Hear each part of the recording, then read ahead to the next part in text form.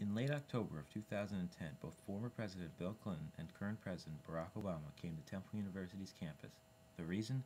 To help rally support for Joe Sestak, who was a Democratic candidate in the Senate race.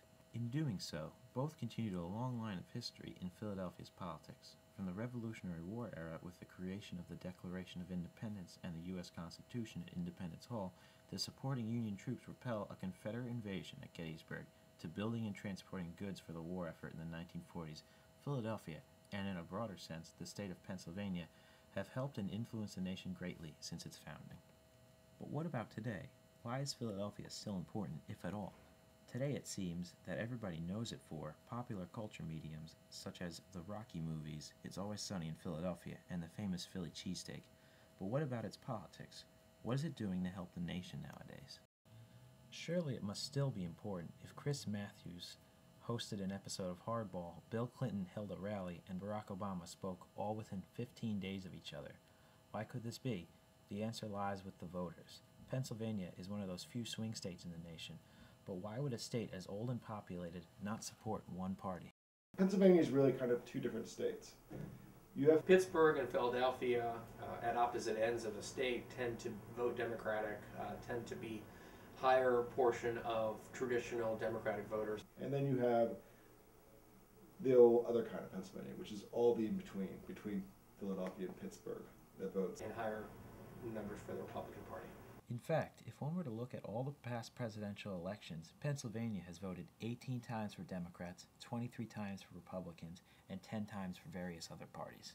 So why focus on Pennsylvania so much? There are plenty of other swing states. Why spend so much time in cities like Philadelphia and Pittsburgh? As a state, though, Pennsylvania tends to sort of shift between conservative and liberal politicians. If the Democrats do well in places like Pittsburgh and Philadelphia, then the Democrats can win the state. If the Republicans do well in the areas all in between, then the Republicans will win the state. So candidates and their political allies mainly focus on the major urban centers. But what are the people's reactions to it? What kind of political atmosphere is seen in Philadelphia?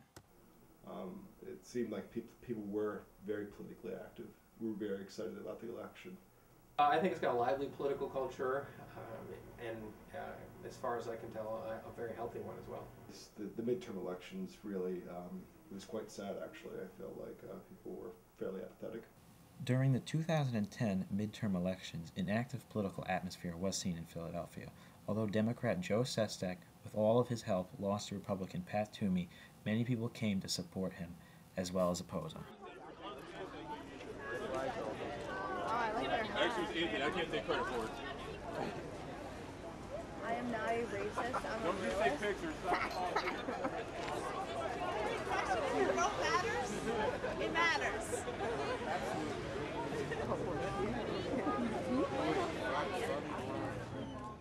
Although Philadelphia hasn't been the site of any new constitutions or congresses, it is still helping the nation greatly.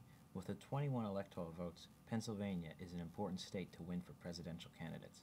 With all of its history, Philadelphia is the perfect example of a place that can learn from its past in order to understand the future. I think those who understand the past, particularly local history, do understand that the problems that we face today as a city, as a state, as a country, are fundamentally shaped by past experiences.